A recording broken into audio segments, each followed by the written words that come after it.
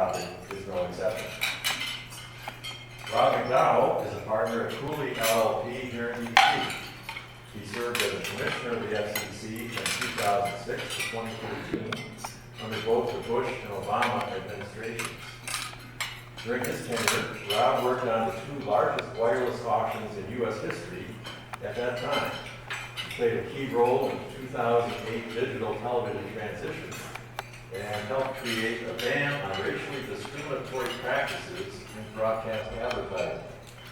He also worked extensively on several large and complex corporate mergers. Rob is known as a forceful advocate of global internet freedom and served on the U.S. delegation to the 2012 World Conference on International Telecommunications. Rob is a graduate of Duke University and received his law degree from the William and Mary Law School. Rob's expertise extends to many areas of media regulation, including the topic of today's debate. Our moderator, Dick Wiley, is of course a former chairman of the FCC and one of the nation's very finest attorneys in the field of communications law. Dick knows the FCC inside and out, and kid bid regulations have been on his radar screen for decades. And in addition to his policy expertise, Dick is known for his even-handedness and his diplomatic skills, which could certainly be put to the test here today. Ladies and gentlemen, please join me in welcoming the Media Institute's Chairman of the Board and today's moderator, Mr. Dick Wiley. Thank you, ladies and gentlemen. We've got a terrific group here, and I just want to talk a little bit, first of all, about children's television. It was in July of last year that the FCC initiated a proceeding designed, as they said, to modernize their children's television rules. And Commissioner O'Reilly, who really took the lead on this, asserted at the time that really things have changed for children's television, that consumers now are looking at programming through a variety of different means, over the air, yes, but also cable and obviously OTT and what have you. And so it's time for a change in the rules. This is going to be a debate, but I want to give each of our fabled participants here an opportunity to sort of give us a big picture view before we get into the details of the rulemaking. And let's start with Robert McDowell. Rob? Thank you, Mr. Chairman. It's great to be back before the Media Institute. Great to see a lot of old friends here. So thank you all. And everyone here in the back. Back in cheap seats. Okay, back the whole time. Okay, great. So, disclaimer time. My views are purely my own and not of any client of Cooley LLP or my law firm. So I have to say that. And first, I can't resist. I can't let the one-year anniversary of the effective date of the Restoring Internet Freedom Order pass without mention that the internet is alive and well and thriving, despite taking little warnings to the contrary. So we'll skip over some other Want to have that today, Mom? Let's do So we have to talk about the merger. Children's television. Looks like I pulled the pin out. Like your feet. That'll be next month's Media Institute luncheon. So, but before I go further, as a threshold matter, Jennifer and I have three amazing children, and I want the record to reflect that I am indeed pro-child. So, regardless of what else I say today. So, and when Gigi and I go on here and discuss the nuances of what the federal regulations governing children's TV should look like going forward into the 21st century, we should keep in mind, by the way, the historical and constitutional context of the CCA, the Children's Television Act of 1990, that was signed into law by President George H.W. Bush. And it was passed with little resistance from broadcasters, because they were pursuing other matters important at the time, and they needed to pick their fights, and so that's a fight they did not pick.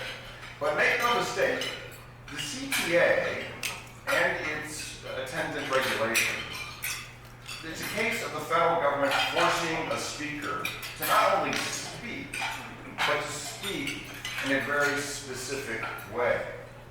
It is hardly content neutral. In fact, it's content specific, and it's a mandate. And this state intervention is ostensibly justified because it was argued the compelling state interest buttressing this kind of forced speech is part of the mission to help educate children. which is a noble endeavor indeed.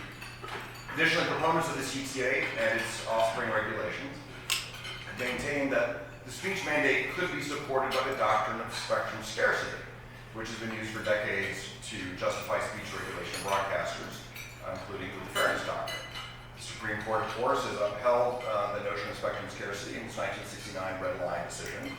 But in that decision, the court invited future appellants to return to court someday, perhaps to challenge that doctrine if market conditions were to change. And I think we can all agree today that the media marketplace has changed dramatically since the 1969 Summer of Love era.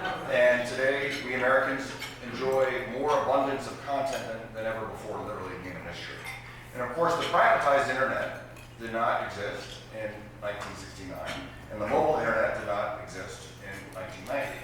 But even since 2011, not that long ago, the video marketplace has changed dramatically for children in their favor, and for all of us.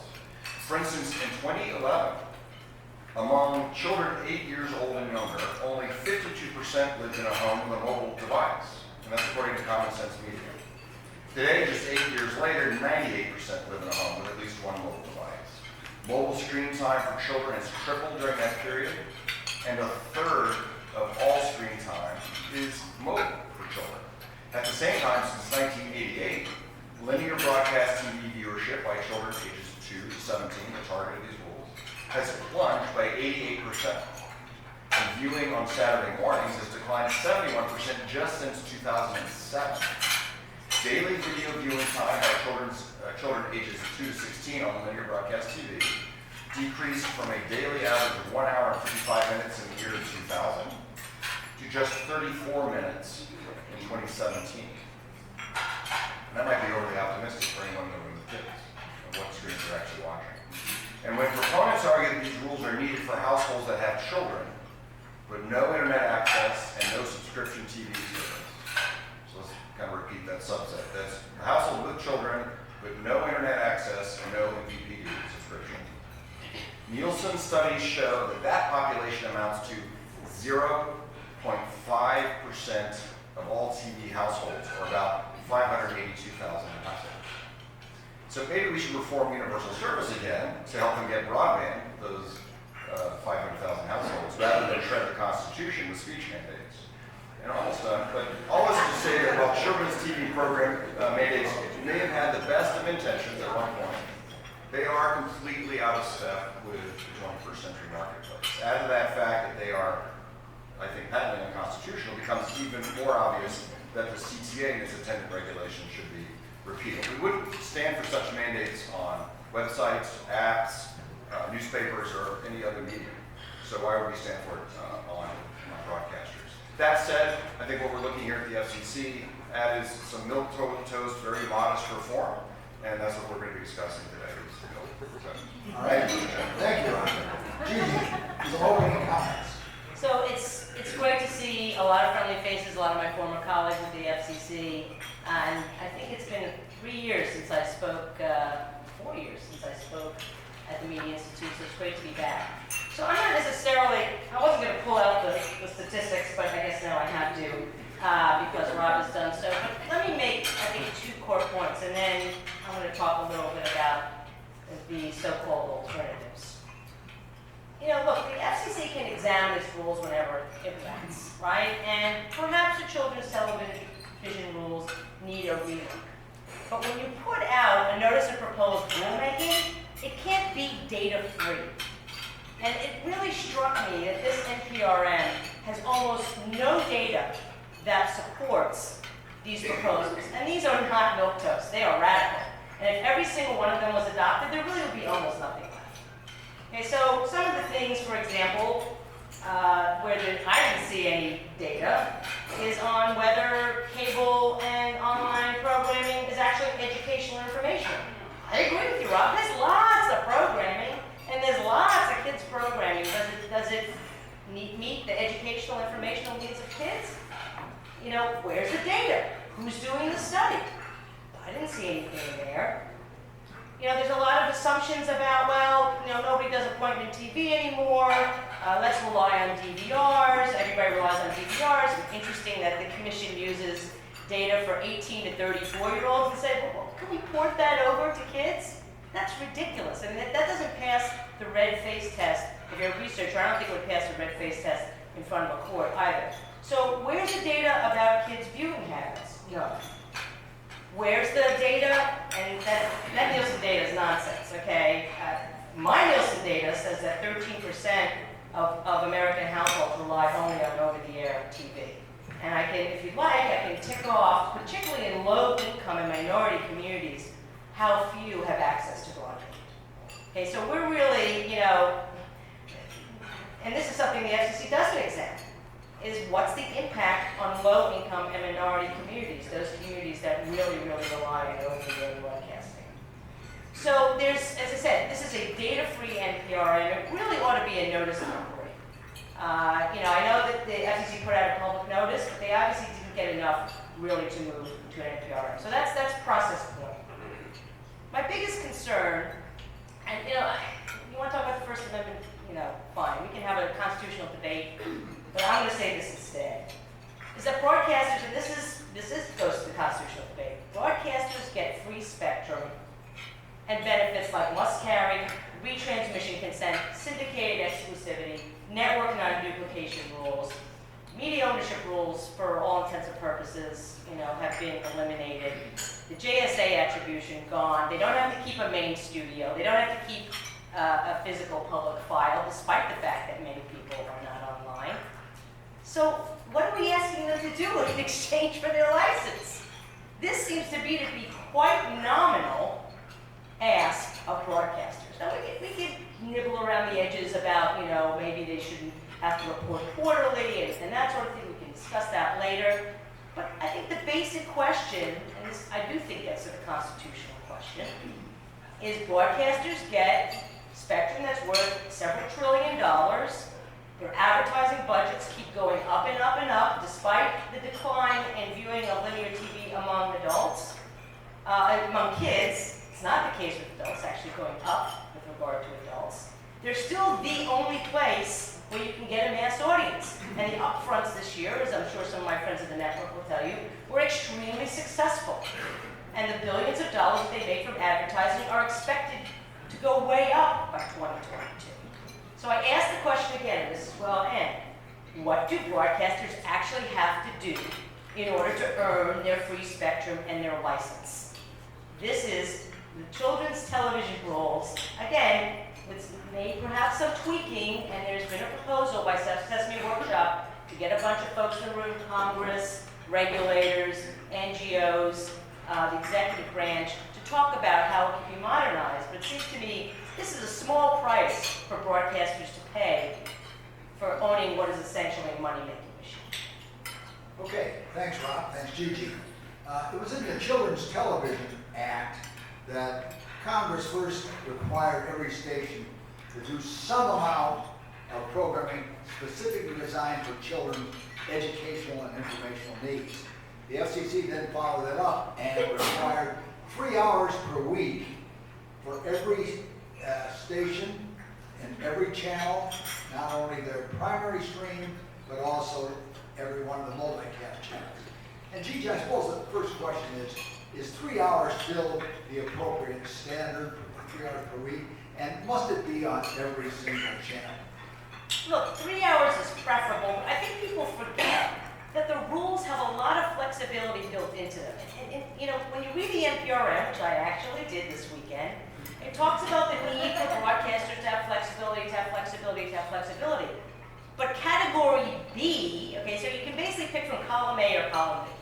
Right, column A is 3 hours, and if you do your 3 hours and fill out your reports, you essentially, and I know I'm being pretty facile, and my friends Holly Sauer and Michelle Carey will tell me this, but you know, you do your 3 hours, you document it, you do the things you're supposed to do, publish it, what have you, and you get renewed. Okay, but there's a category B that says you can do less than 3 hours, and you can supplement it with specials, short form programming, you know, non-scheduled programming. So the flexibility is already there. But then you read that, well, you know, broadcasters are afraid to use, you know, category B or column B, whatever you want to call it, because they're not sure, whether that's going to be adequate. Okay, so I asked broadcasters, do you want flexibility or do you want rigidity? If you want flexibility, it's already there. Gigi, every single multicast channel? Why not? So look, I was, when Rick gave my my bio, I felt very old, although I'm not much, we're not at the same age. I was around in 1997. I love him so much. It's like, people say, who do you want to debate on next topic? I'm just like one person. I was around in 1987 when the 96 Act was passed and Bob Dole presented. Broadcasters got enormous flexibility. First, they got a second channel. People remember that? Okay, so that they could convert to digital television. And they got the flexibility to essentially do almost anything they wanted on their multicast channels. So I asked, is it that much to ask that, in exchange for this enormous gift, where they can sell advertising, okay, where they can, they can have a soap opera channel if they want, a sports channel, anything. Like, the FCC did not say, all they said was, well, you've got to have this one primary channel, but the rest of the channels, you can do whatever you want. Is it that much to ask that they do 3 hours a week on each channel? But what is worse, Dick, okay, that one I'd be even willing to discuss, but the notion that they shouldn't have to do any on their primary channel, that's what really torques me. Okay. Rob, how about it? Are you torquing?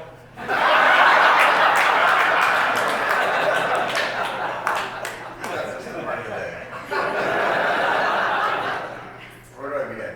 I love debating Gigi because she releases 10,000 rabbits and I have to chase each one of them. I feel like.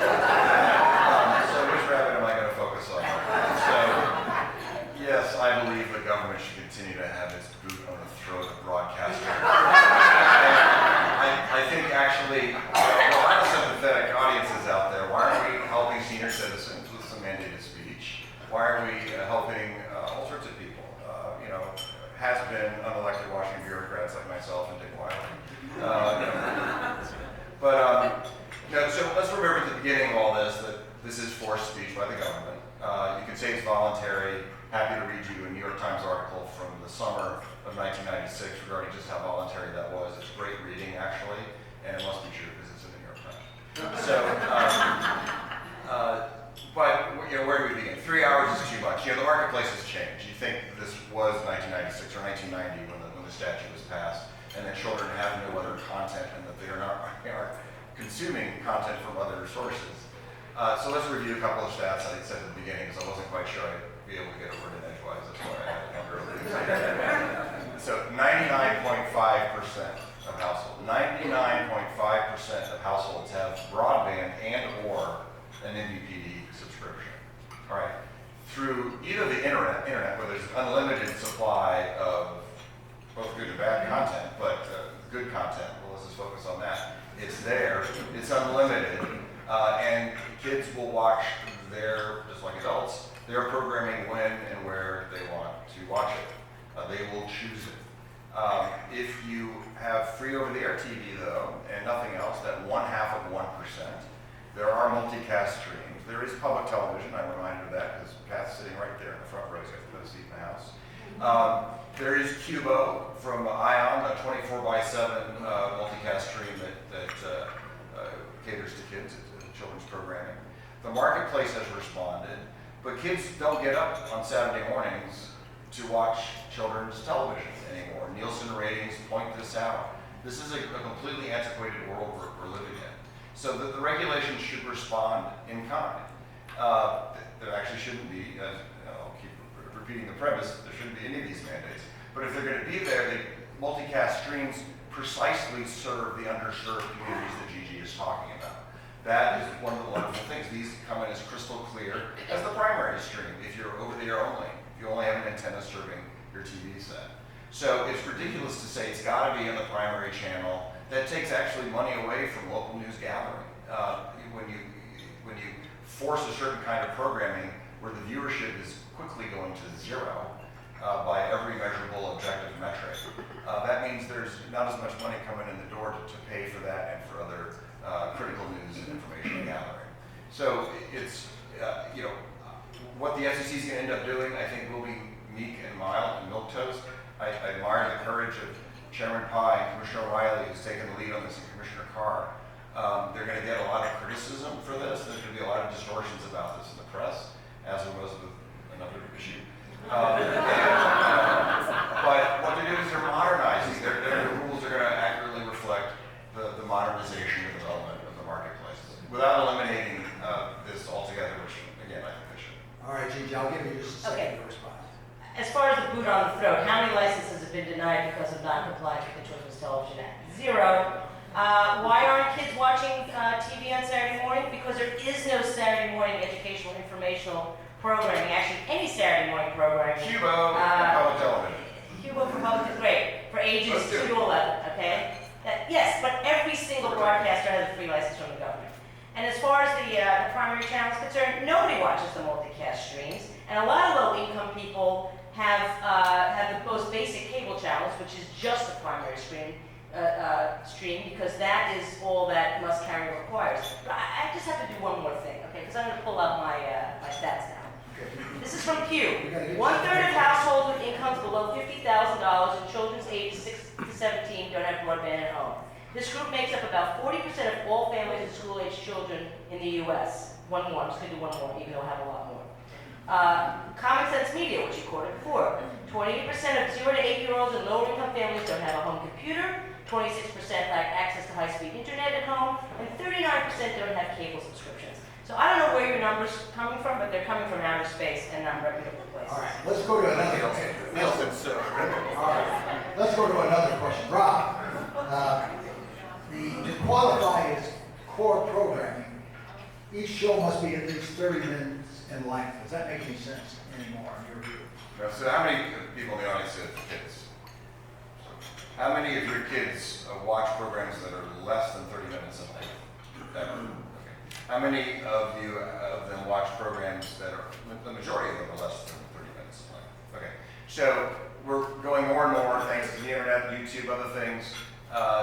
The marketplace is moving. There's a lot more short form out there. If there has to be a requirement, the short form programming ought to count towards the requirement. And I guess we could force our kids to watch all 30 minutes before they get to eat and things like that. Maybe that's another requirement the FCC can come out with.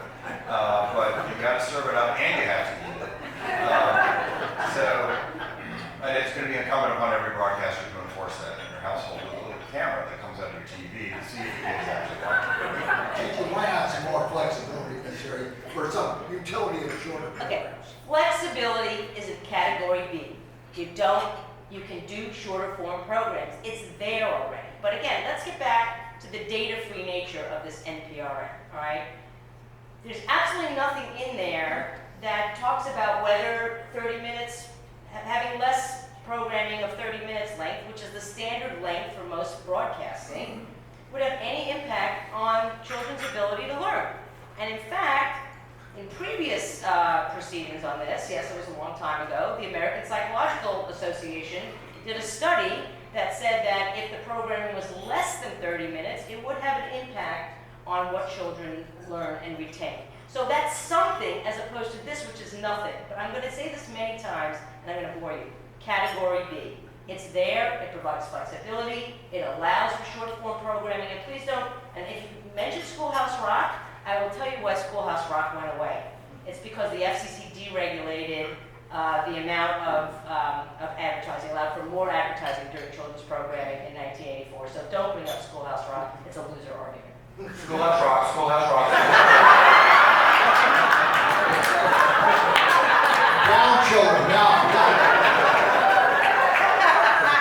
Gigi, the question now is, does core programming have to be regularly scheduled as required now?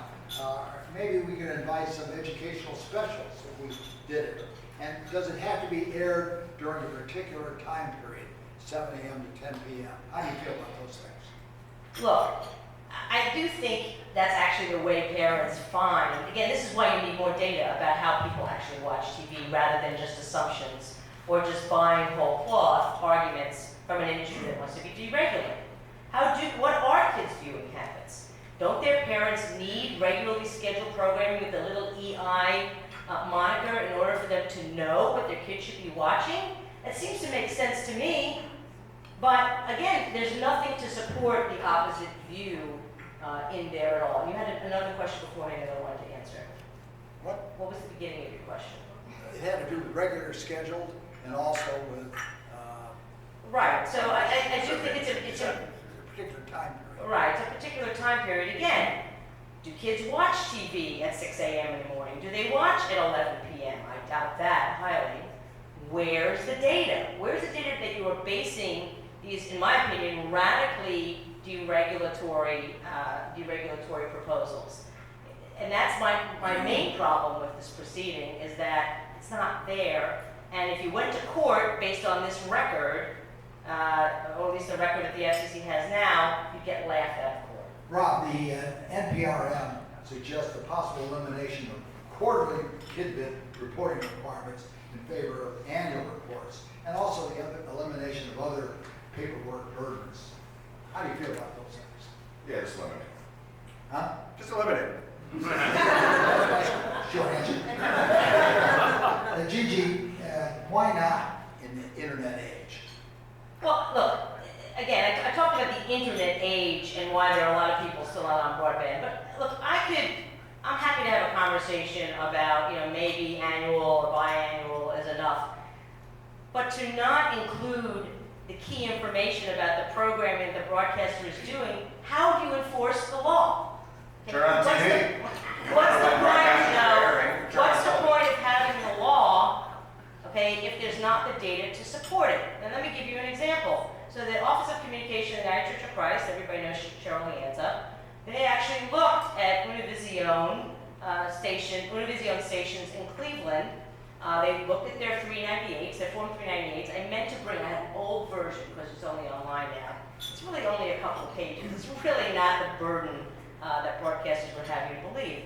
But they found that they were not complying with either Category A or Category B, and the FCC in 2007 agreed and made them pay a $24 million fine and made them basically do make sure that they complied in the future. Did they take their licenses away? No. But the point was that the only way that rule could be enforced is if you have the information. And the Supreme Court talked about private attorneys general. And it might have been the Red Lion case. That was one of those old cases Andy Schwartz would maybe read. The public helps the government enforce its laws. And if you don't have transparency, if you don't have proper information, that can't happen. Rob, as we know, children's core programming has to be identified on screen by an EI symbol. And the FCC asks, could that be eliminated? I would ask, how then could parents distinguish specifically designed programming?